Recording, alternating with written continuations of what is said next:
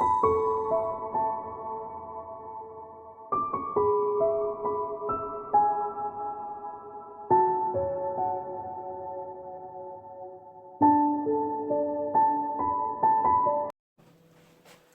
lovelies, it's Jo from Angels and Ancestors, and I'm really sorry but the camera turned off and I hadn't realised, and I did a whole reading with the camera turned off. So I've kept the cards out and we're just going to lay them with their decks, and we'll go through it all again from here. Sorry about that folks. So what we had was, I was saying, in your current position this particular week, these two cards came out together equally at the same thing, and I didn't get the feeling that one was current and one was a challenge. I got the feeling that these needed to be together because I think they are both current and they are both a challenge for you. So you've got the Four of Pentacles, which would indicate that some of you out there, keeping in mind this is a general spiritual reading, so it's not going to resonate for everybody, but some of you out there are actually hiding away. Now in a general reading this would be hiding away because you're saving money, or money's a bit tight and you just haven't got any extra, so you're kind of like backing off from the social scene. But in a spiritual reading, this is kind of telling me that you may have spent some money out to get some spiritual training of some description, and it either wasn't what you expected, or it wasn't worth the money, or the person that taught you, you didn't have a connection with them, and you're feeling a little bit like you want to go away and lick your wounds over that. Now the Standing Stone is clearly telling you, don't hide away. Let yourself shine. You've got this within you. You don't need other people to teach you what this is that you're trying to achieve spiritually. You don't need to be hiding away. Some of you may be painfully shy and can't find a way to make friends easily out in the physical world. So in this day and age where we have got all the technology in the world that we need and some, you know, maybe there's going to be a community online that you can tap into and get the knowledge, the wisdom, and the support that you think it is that you need to get yourself to the next step up. However, the Standing Stone is telling me that you are in strength, you are grounded, you are able to use your scales to balance your feelings, and that's what you should be doing. The 4 is not an unbalanced number. You've got the scales, you can balance this out, and if you are searching for something, for a spiritual way forward, it does not have to cost you the earth. I was really mortified yesterday. I tapped into a meditation which I absolutely loved, and at the end of it they said, come along and do some more work on your chakras, and it's going to cost you £700 to do it. I was like, what? Hold on a second. No way. There is no way that anybody that wants to move on spiritually needs to be paying out that sort of money. I sit in circle, a closed circle, and I pay £3 a fortnight for the privilege of doing that, and that covers sort of electric and teas and coffees and a celebration at Christmas. So it doesn't have to cost the earth for you to develop spiritually. It really doesn't. And if people are telling you it does, forget it. It doesn't. These spiritual retreats are lovely to go on. There are some that are massively expensive, and I'm not saying they're not worth the money. They very possibly are. But a lot of us out there have not got those kind of finances. So if you need to tap into something, that you want to go and do something more readily, more to suit your budget. It may be that you'll need to tap into 2 or 3 people and get to know them and go off and do your own spiritual retreats. And it could be that you want to do a spiritual retreat by yourself in the middle of the woods with just nature around you. And that's absolutely fine too. But whatever it is that you're doing in your foundation, you have got the 6 of Wands. This is accolade. This is recognition. This is being known for being successful in what you're doing. So I don't know what it is that's made you kind of feel that you need to do this hiding away. I don't know if it's healing that you're doing. I'm not quite sure about that. But definitely, you've had this. This is in your foundation. This is part of you. Is that you've had the accolade. You've got that recognition. But something has rocked you. But not in your foundation. In your actual house, if you like. If you look at us as a house, you have the foundation, you have the house, you have the roof, and your foundation is rock solid. Your middle bit is a bit wobbly, to say the least. So then the energy that is leaving you currently is the Queen of Athames. Now the Queen of Athames is usually a really balanced queen. She likes balance, she loves beauty, which also the 4 of Pentacles indicates that you have a love of beauty. And this is moving out. Now, when I drew this card out, I didn't get the essence that this was a woman or a person leaving your life. I kind of got it more as an energy passing through. So I don't know if it's anything to do with this rockiness, that somebody has charged you an exorbitant amount of money, or somebody has come along and kind of like rocked you in the sense that they've knocked your confidence spiritually. But they are passing through, and I kind of got the feel, I couldn't quite get the feeling whether you were cutting ties with this person or whether this person is cutting ties with you. Either way, this is the right thing to do for you currently, is to let this energy go. Just let it go. Then in your thoughts and feelings, you have the Witch. Now, the Witch, I love this card. It tells us of bringing the elements together spiritually. It tells us that we have the Pentacle, we have the Chalice, we have the Wand, we have the Ephemy, we have the ability to light fire, we have the ability to use the air and the earth below us and the water to bless. We also have the ability to magically encase ourselves in a magical circle of protection. But she's also saying to us, come on folks, this is the beginning of a story. This is the beginning of a new beginning. It's the one that you're manifesting right now. It's what you want. It's what you're working towards. It's what you are scribing.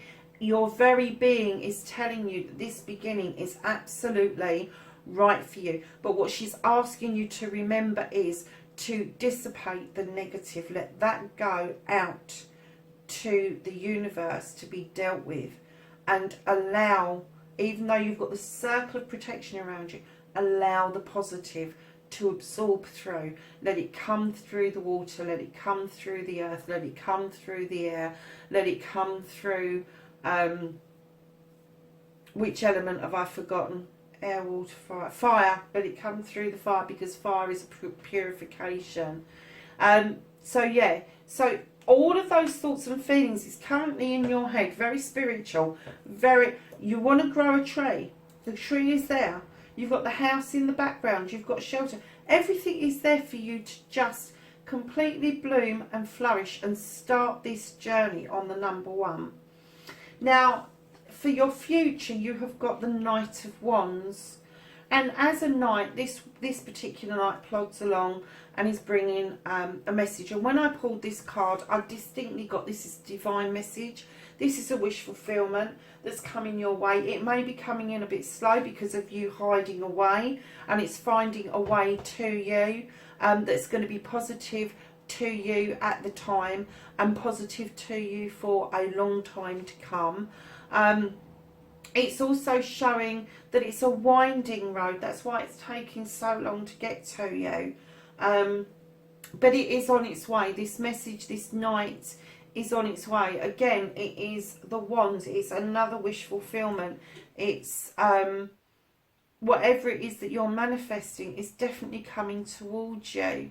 And just have the trust and the faith that, yeah, this is all good stuff in the future.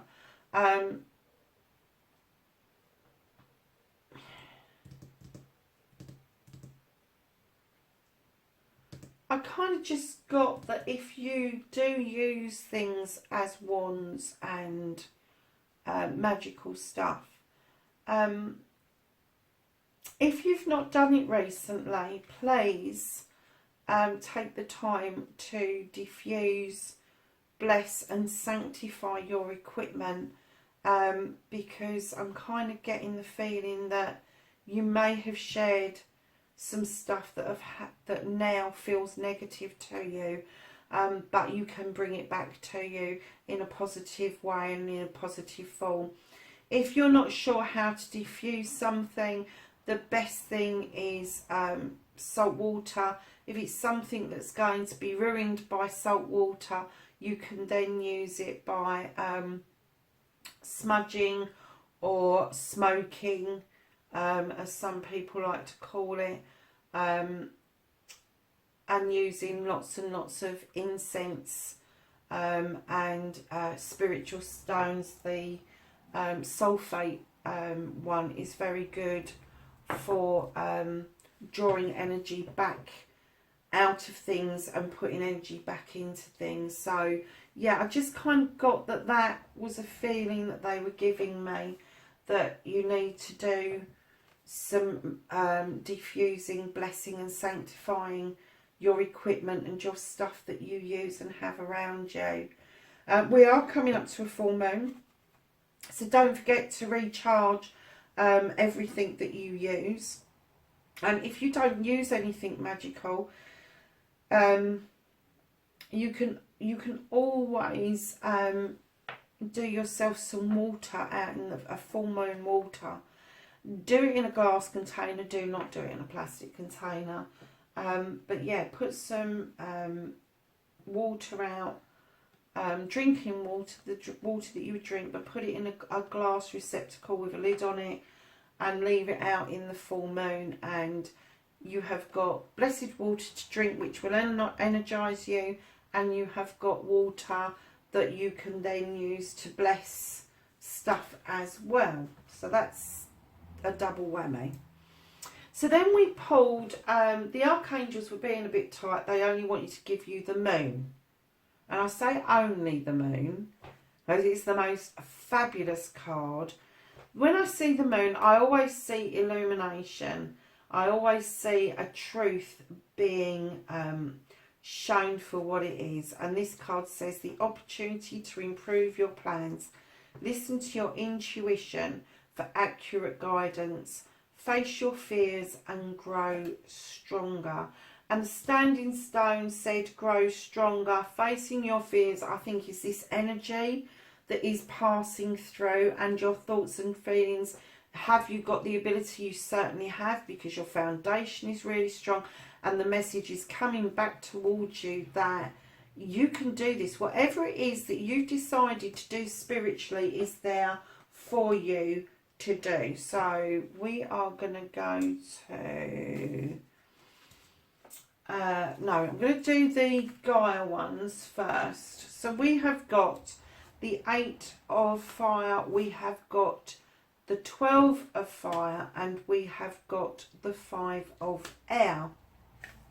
Now the 8 of fire is this fabulous angel who dances around, swishing her wings around and fanning the flames and asking for purification and being able to see something in the light it should be seen in. It should be seen in as a journey towards a 9. You are nearly there. You have nearly achieved what it is that you want to achieve, and you are able to see by the light of the fire the outcome that you want. You are able to kind of use the wings to take you up above the situation and look down onto the situation and get more clarity from it. Now, the 12 of fire, the hero. Now, in other decks, the 12 would be the knight. So this particular card, I absolutely love it.